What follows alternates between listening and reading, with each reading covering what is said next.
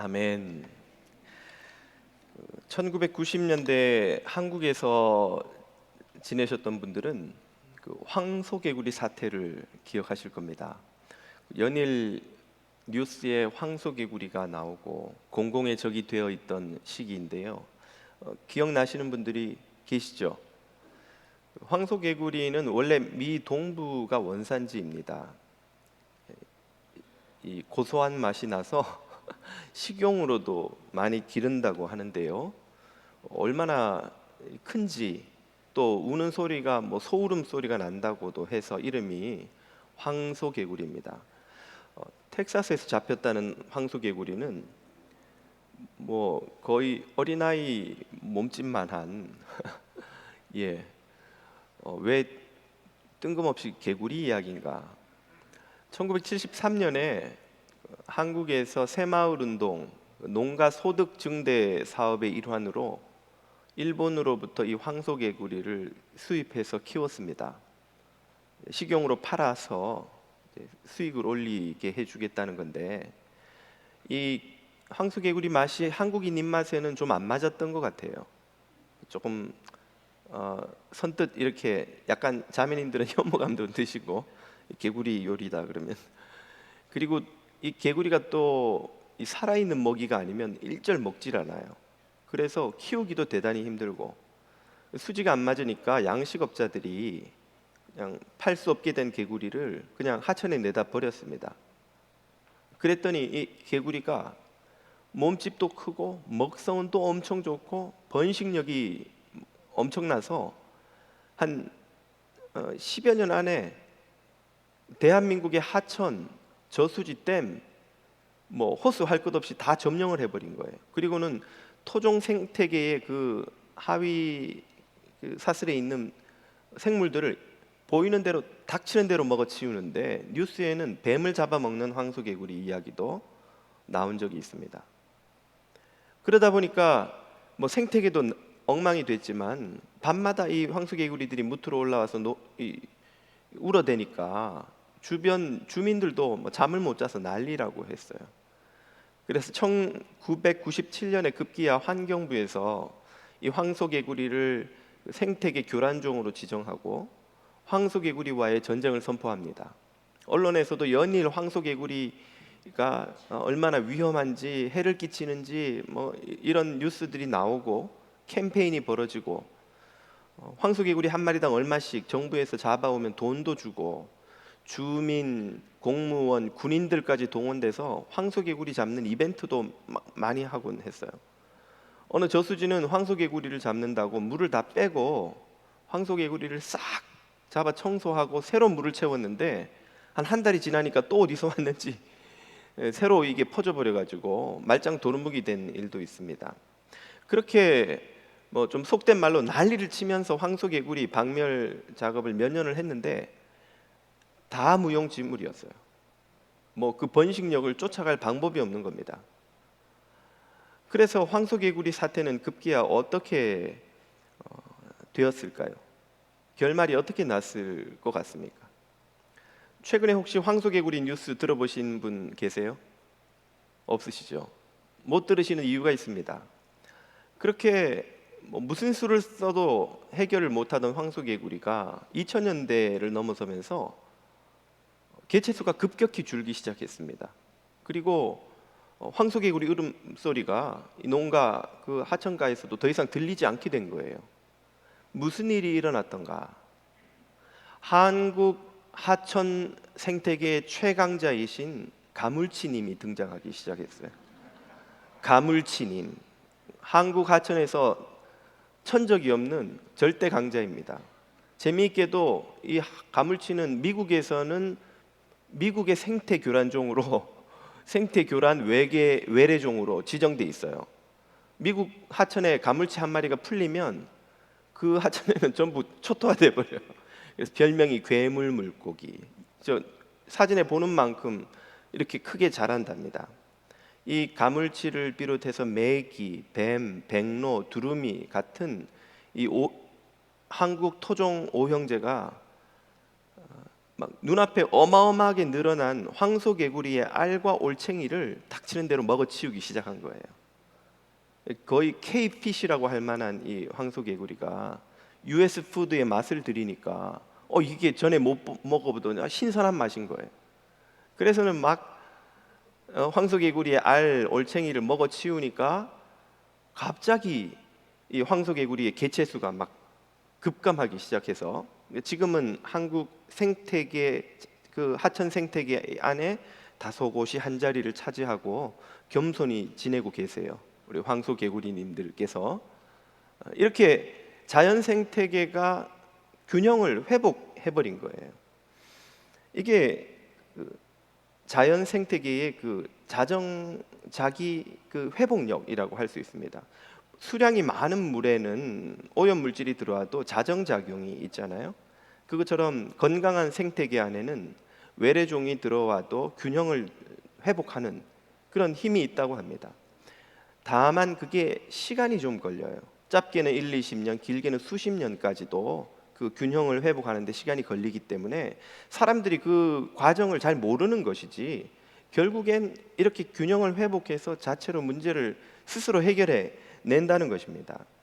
자연의 시간과 인간의 시간이 다르다는 것을 이 황소개구리 사태를 통해서 우리가 배웁니다. 인간은 오늘 내일 문제가 해결되지 않으면 막 큰일 날 것 같고 난리가 난 것 같고 불안하고 조급해서 견디기가 어려워하죠. 하지만 자연은 인간보다 훨씬 더 지혜롭게 시간이 걸리지만 정교하게 그리고 효율적으로 문제를 차근차근 해결해서 부작용 없이 문제를 끝내버리는 거예요. 해결해버리는 것이죠. 이런 자연의 시간 앞에 인간은 겸손하고 인내를 배워야 할 필요가 있습니다. 자연 앞에서 인간이 그러해야 하다면 이 자연을 창조하신 하나님 앞에서는 하물며 더욱더 인내를 배우고 겸손해야 하지 않을까요? 하나님의 시간이 있고 인간의 시간이 있습니다. 그리고 이 두 시간대는 결코 겹치지 않아요. 만나지 않습니다. 다른 시간대가 있다는 사실을 오늘 본문은 우리에게 가르쳐주고 그 다른 시간대 앞에서 겸손과 인내를 배워야 한다는 것도 교훈을 줍니다. 지난주 설교에서 우리는 6월절에 나귀를 타고 예루살렘에 입성하신 예수님의 모습을 살펴보았습니다. 이 장면에서 무엇을 배웠던가요?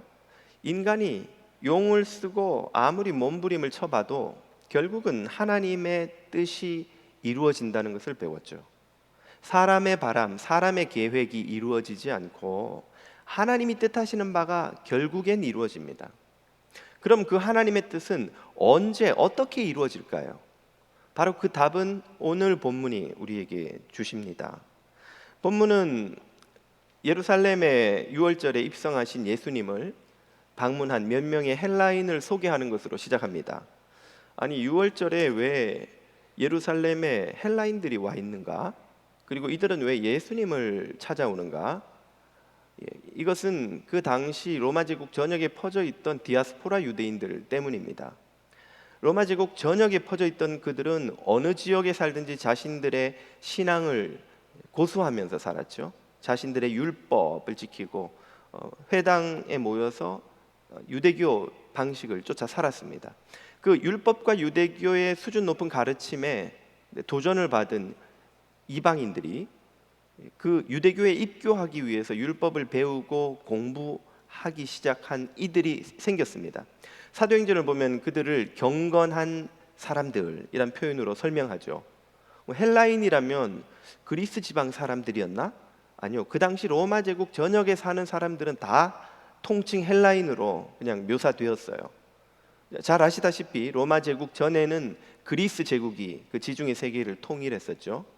그러면서 자신들이 점령한 지역마다 그리스 문화를 수출해서 이식시키고는 오늘날 헬레니즘이라고 불리는 거대한 문화권을 형성했습니다.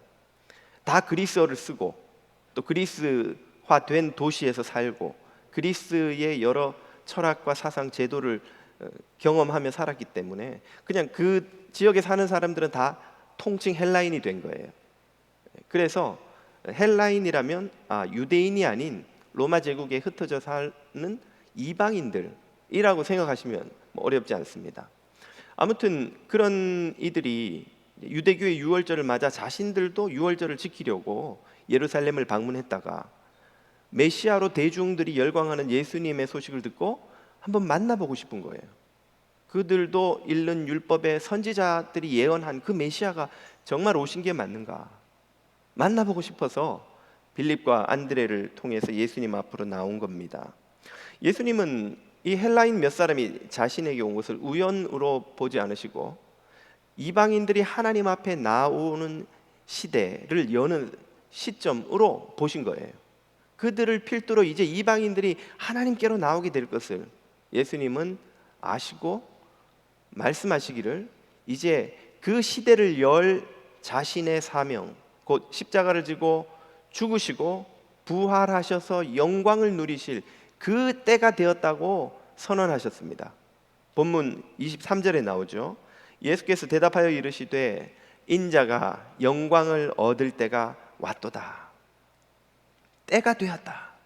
때가 왔다 하는 말씀이죠. 이것은 예수님이 지금까지 보여왔던 태도와 사뭇 다릅니다. 지금까지는 예수님이 계속 때가 되지 않았다고 해오셨거든요. 요한복음을 우리가 읽고 있죠. 2장으로 먼저 앞으로 돌아가 보면 가나의 혼인잔치에서 예수님이 이렇게 말씀하시는 장면이 나옵니다. 여자여 나와 무슨 상관이 있나이까 내 때가 아직 이르지 아니하였나이다. 아직 때가 되지 않았다는 거죠. 7장에도 이렇게 나와요. 그들이 예수를 잡고자 하나 손을 대는 자가 없으니 이는 그의 때가 아직 이르지 아니하였음이러라. 계속해서 요한복음은 예수님의 음성을 통해서 또 그 자신의 글을 통해서 주님의 때가 되지 않았다는 사실을 강조해 오다가 바로 이 시점에서 때가 되었다고 예수님의 입을 통해 선언하죠. 예수님은 이 때가 될 때까지를 오랫동안 기다려 오셨습니다. 그리고 그 기다림은 예수님에게도 쉽지 않았다는 것을 누가복음 12장이 이렇게 알려주죠.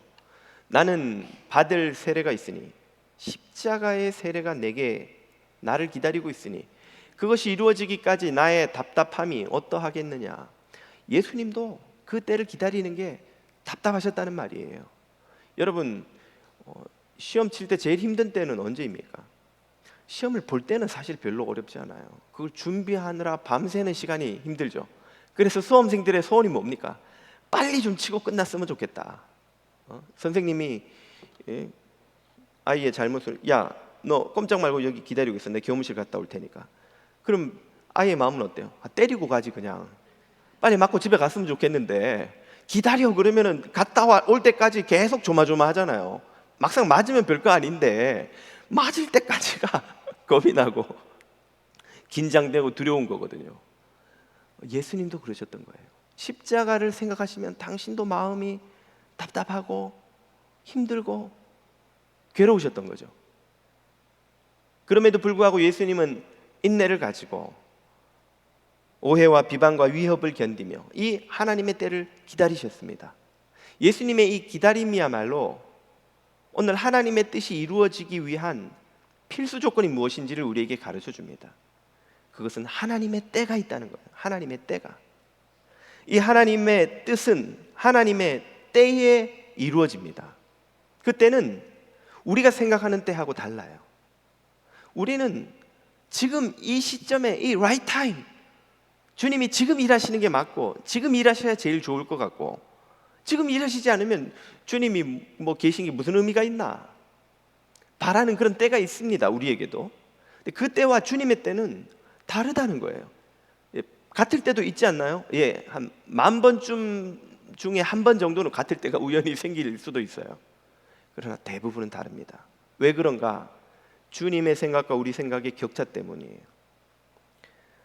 이사야 55장은 이렇게 말씀하시죠. 이는 하늘이 땅보다 높음같이 내 길은 너희 길보다 높으며 내 생각은 너희 생각보다 높음이니라. 하나님의 생각과 우리 생각, 하나님의 길과 우리 길은 차이가 날 수밖에 없어요. 바닷가에서 모래성을 쌓는 아이가 이 성이 무너지지 않게 하려면 어디에 모래를 더 좀 대고 어디에 물을 좀 부으면 되겠네. 머리를 나름 쓰겠죠. 그러나 100층이 넘는 빌딩을 공학적, 건축학적, 수학적 요소를 계산해가며 설계한 그 설계자의 정교함과 이 모래성을 쌓는 아이의 정교함을 비교할 수 있겠습니까? 반에서 오목 좀 둔다는 초등생이 조훈영 구단하고 마주 앉아서 바둑을 두면서 아무리 머리를 써본들 그 수싸움이 조훈영 구단에게 감당이 되겠냐는 거예요. 이 아이가 죽을 힘을 다해서 수를 쓰고 머리를 쓰고 계산을 해도 조훈영 구단은 그보다 수십 수백 수를 벌써 앞서가면서 이 아이가 무슨 생각하고 있는지 다 보이는 거예요. 아무리 머리를 써도 조훈영 구단의 발끝도 그 아이는 쫓아갈 수가 없죠. 하물며 창조주 하나님이 right time이라고 예비하고 계신 그 때를 우리의 조급하고 믿음 없고 연약하고 어리석은 생각으로 계산해낸 것으로 맞출 수가 있겠냐는 거예요. 같을 수가 없다는 말입니다. 하나님의 생각과 우리의 생각, 하나님의 수준과 우리의 수준, 하나님의 때와 우리의 때가 차이가 있다는 것을 인정해야 합니다. 그것이 겸손입니다. 이것을 인정하지 못하기 때문에 우리는 종종 하나님을 향해 훈계하고 원망하고 비난해요. 하나님, 지금 준비가 다 돼 있는데 왜 안 하십니까? 왜 내 기도에 응답하지 않으세요? 하나님, 지금 여기서 일하셔야 하나님이죠. 지금 내가 이렇게 필요하고 내가 볼 때는 이게 right time인데 지금 아무것도 안 하시면 하나님은 뭐 살아계신 게 맞나요? 선하신 분이 맞습니까? 전능하신 분이 맞나요? 하나님에게 우리가 훈수를 둘 때 우리가 가지는 착각이 뭡니까? 하나님보다 우리가 더 잘한다는 착각이죠. 우리가 하나님보다 right time이 언제인지를 더 잘 계산할 수 있다는 오만이죠. 하나님 앞에서 겸손해야 합니다. 그것은 하나님의 때가 가장 좋은 때임을 인정하고 그 때가 오기를 겸손히 기다리는 것이죠. 예수님조차도 하나님의 때가 오기를 답답하셨지만, 괴로우셨지만, 힘든 일이 많으셨지만 예수님도 그 때를 기다리신 것처럼 우리도 하나님의 때를 기다릴 줄 알아야 합니다. 우리의 기도가 지금 응답되지 않고 우리의 바람과 계획이 도무지 성취될 기미가 보이지 않고 우리의 계획이 아무것도 성취되지 않는 것처럼 보일 그때에 우리에게 필요한 것은 하나님의 때에 대한 믿음입니다. 조급하고 불안하고 답답하고 급할 때에 그때 우리에게 필요한 것은 가장 좋은 때를 우리에게 예비하고 계신 신실하신 주님에 대한 신뢰입니다. 그 주님을 신뢰하는 이는 그 때를 기다리는 믿음과 인내, 평안과 담대함을 누릴 수 있는 것이죠. 우리 때보다, 우리가 판단하는 가장 좋은 때보다 훨씬 더 좋은 때를 예비하고 계시는 주님을 신뢰하고 기다리실 수 있는 저와 여러분이 되시기를 축복합니다. 하나님의 뜻이 이루어지기 위한 첫 번째 조건이 하나님의 때라면 두 번째 조건은 하나님의 방법입니다. 때에 대한 하나님과 우리의 판단이 다르듯 방법에 대한 하나님의 생각과 우리의 생각도 분명히 다릅니다.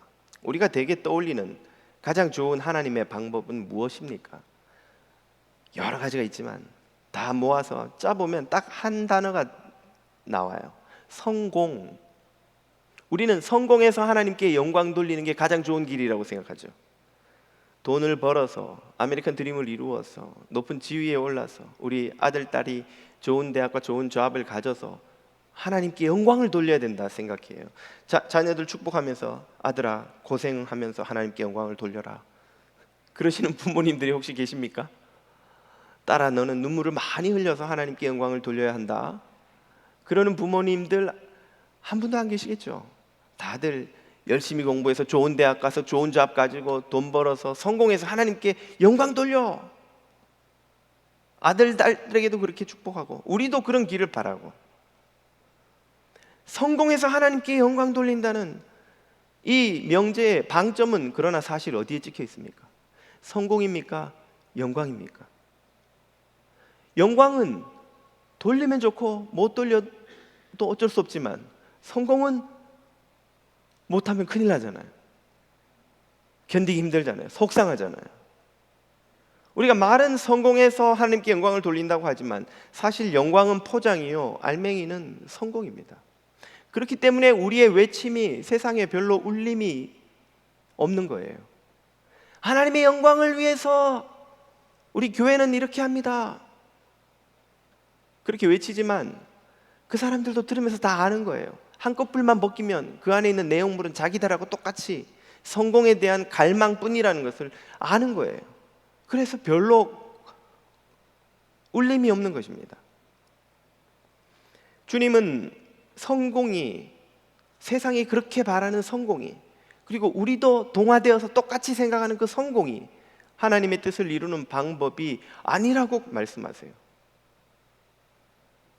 그럼 뭐가 하나님의 방법입니까? 24절부터 이렇게 말씀하시죠. 내가 진실로 진실로 너희에게 이르노니 한 알의 밀이 땅에 떨어져 죽지 아니하면 한 알 그대로 있고 죽으면 많은 열매를 맺느니라. 아멘. 죽는 게 하나님의 방법이에요. 죽어야 열매를 남긴다는 거예요. 밀알, 지금 배경으로 나오는 밀밭에 밀이 보이세요? 예, 밀 하나가 심기면 그 이삭에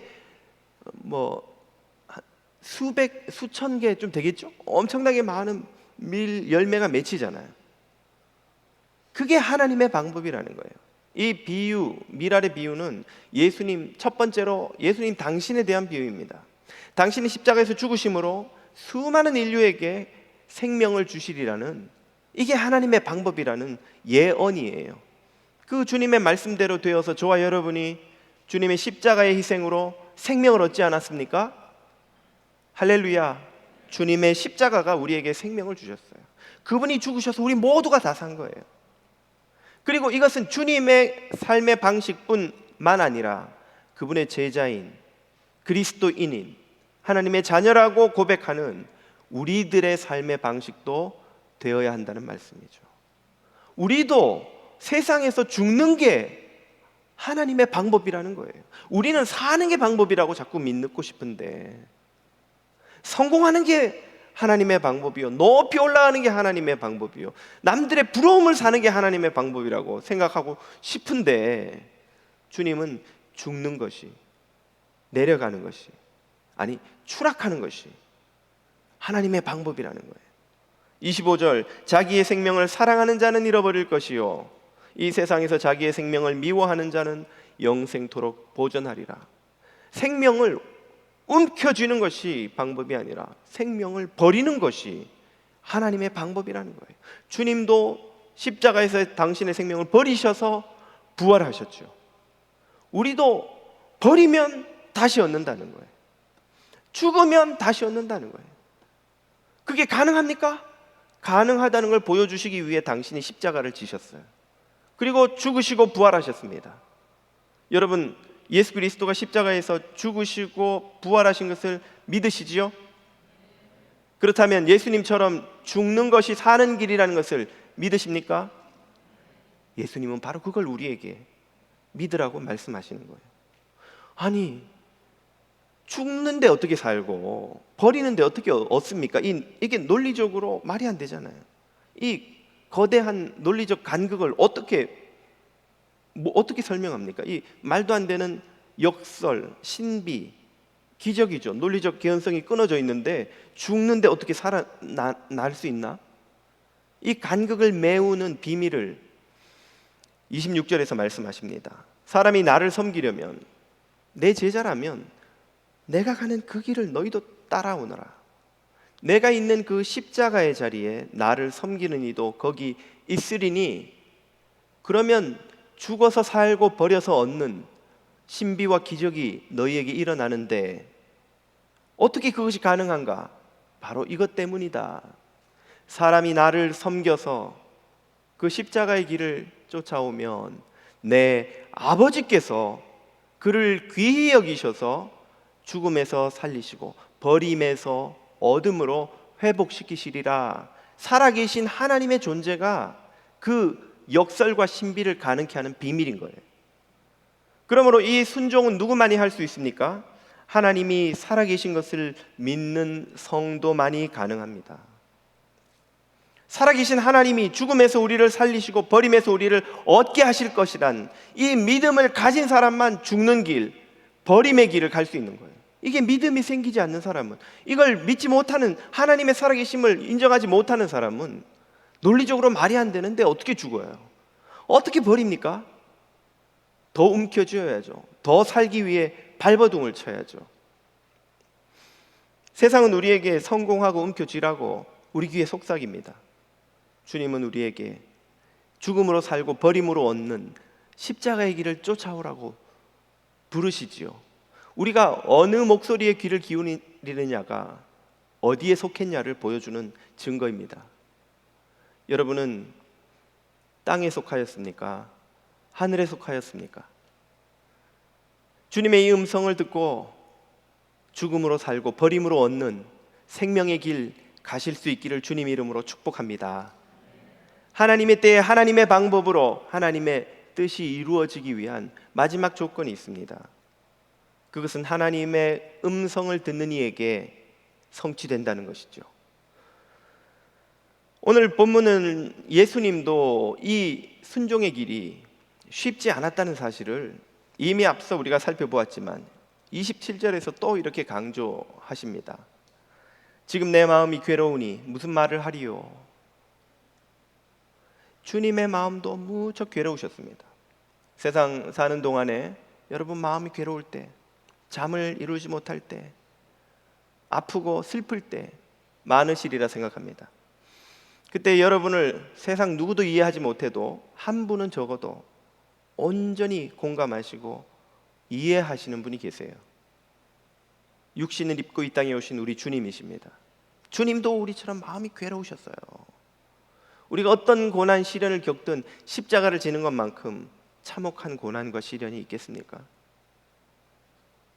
그 주님께서 여러분의 마음을 다 알고 계신다는 사실을, 이해하신다는 사실을, 여러분 곁에서 손잡고 함께 그 고난을 견디신다는 사실을 믿으시기를 축복합니다. 너무 괴로우신 나머지 주님은 다른 복음서에서는 겟세마네 동산에서 드리셨던 기도를 이 자리에서 주님이 드리고 계세요. 나를, 아버지여 나를 구원하여 이때를 면하게 하여 주옵소서. 그러나 겟세마네에서 기도하셨던 것처럼 당신의 의지를 내려놓으시고, 그러나 내가 이를 위하여 이때 왔나이다, 순종의 결단을 하십니다. 그 힘든 순종을 예수님은 어떻게 하실 수 있었던 걸까요? 바로 다음 절에 그 답이 이렇게 나와요. 아버지여 아버지의 이름을 영광스럽게 하옵소서 하시니 하늘에서 소리가 났습니다. 하늘에서 하나님의 음성이 들렸습니다. 내가 이미 너의 삶을 통해서 영광스럽게 하여 왔고 또다시 십자가에서 너를 부활시킴으로 영광스럽게 하리라. 하나님이 예수님에게 부활의 약속을 주시는 거예요. 네가 죽어도 십자가에서 살게 되리라. 지금까지 너를 고난에서 견디고 위험에서 건지고 너를 통해서 나의 능력이 나타나게 했던 나 여호와가 이제 십자가에서 너를 살려 영광스럽게 하리라. 이 약속의 말씀을 하나님이 주셔서 예수님은 그 말씀을 붙들고 예수님도 용기를 얻어, 예수님도 힘을 얻어 그 고난의 길, 순종의 길을 가실 수 있었던 겁니다. 순종의 길은 하나님의 음성을 듣는 성도들만이 그러므로 갈 수 있습니다. 하나님의 약속을 듣고 믿은 사람들만이 갈 수 있어요. 그 음성을 듣지 못하면 그 순종의 길을 갈 수 없습니다. 주님 곁에 있어도 수많은 사람들이 그 음성을 듣지 못했어요. 그 하늘에서 하나님의 음성이 들리는데 그 곁에 있었던 사람들을 보십시오. 29절, 곁에 서서 똑같이 예수님이 들은 그 음성을 들은 무리들이 천둥이 울렸나? 또 어떤 이들은 왕왕왕왕왕 천사가 지금 무슨 말을 하고 있나? 공통점은 다 못 알아들었어요. 무슨 소리인지. 곁에 많은 사람들이 있었지만 놀라기도 하고, 오, 이게 천둥이야? 뭐야? 무슨 천사의 소리인가? 아무도 주님이 들은 그 약속을 알아듣지 못했습니다. 사울이 다메섹 가는 도상에서 부활하신 주님을 만났을 때에 사울이 만난 그 주님의 영광과 그 음성을 곁에 선 사람들이 어리둥절해서 다 못 보고 못 듣고, 이게 도대체 무슨 일이지? 무슨 현상이야? 아무도 알아듣지 못한 것처럼 예수님은 이 하나님의 음성을 알아들었기에 순종의 길을 갔습니다. 곁에 있었던 사람들은 알아듣지 못했기에 예수님을 향해 열광하다가 며칠 지나지 않아 예수님을 십자가에 못 박으라는 폭도로 변하지요. 하나님의 음성을 듣고도 알아듣지 못하는 것만큼 불행한 일이 없습니다. 사막에서 목말라 죽었다면 억울하진 않죠. 나야가라 폭포 밑에서 목이 말라 죽었다면 얼마나 말이 안 되게 억울한 일입니까? 초당 7,000톤의 이리 호수에 얼음같이 깨끗한 물이 쏟아져 내리는데 온 미국, 캐나다 사람들이 다 모여서 그 밑에서 물을 마셔도 그 물을 감당할 수 없을 만큼 많이 쏟아져 내려요. 초당 7,000톤. 그 밑에서 물이 없어 목말라 죽었다면 이 얼마나 말이 안 되는 소리입니까? 오늘 이것이 현대 서구 그리스도인들의 모습이 아닐까요? 스마트폰을 꺼내면 성경 앱이 몇 개씩 깔려 있습니다. 버튼만 누르면 옆에서 하루 종일 창세기부터 계시록까지도 읽어줘요. 온라인에 들어가면 전 세계에 유명하다는 목사님, 신학교 교수님들의 설교 강의가 하루에도 수백, 수천 개씩 막 영상이 쏟아져요. 교회 가면 주일 설교, 새벽 설교, 수요 설교, 양육, 성경 공부, 무슨 공부, 오픈 바이블, 하나님의 음성을 들을 수 있는 채널이 나야가라 폭포에 폭포수처럼 우리 위에 막 쏟아져 내리잖아요. 그런데도 얼마나 많은 사람들이 그 음성을 듣지 못하고 왕왕왕왕왕, 이거 천둥 소리인가 이거? 이 무슨 소음이지 이거? 듣지 못하고 살아가는 것이죠. 당연히 하나님의 약속을 받지 못하니 십자가의 길을 갈 수 없는 것입니다. 오늘 제가 하는 설교는 혹시 여러분에게 무엇으로 들리십니까? 하나님의 음성으로 들리나요? 아니면 왕왕왕왕왕 김 목사의 시덥잖은 잔소리로 들리십니까? 그게 무엇으로 들리느냐가 우리가 어디에 속했냐를 보여주는 거예요. 하나님의 음성이 들리는 사람만이 십자가의 길을 갑니다. 죽음으로 다시 살고 버림으로 다시 얻는 주님의 제자가 되는 거예요. 하나님의 음성이 오늘 우리에게도 들립니다. 그 음성을 듣고 하나님의 때를 기다리고 죽음으로 살고 버림으로 생명을 다시 얻는 생명의 길 가시는 저와 여러분이 다 되시기를 주님 이름으로 축복합니다. 기도드리겠습니다.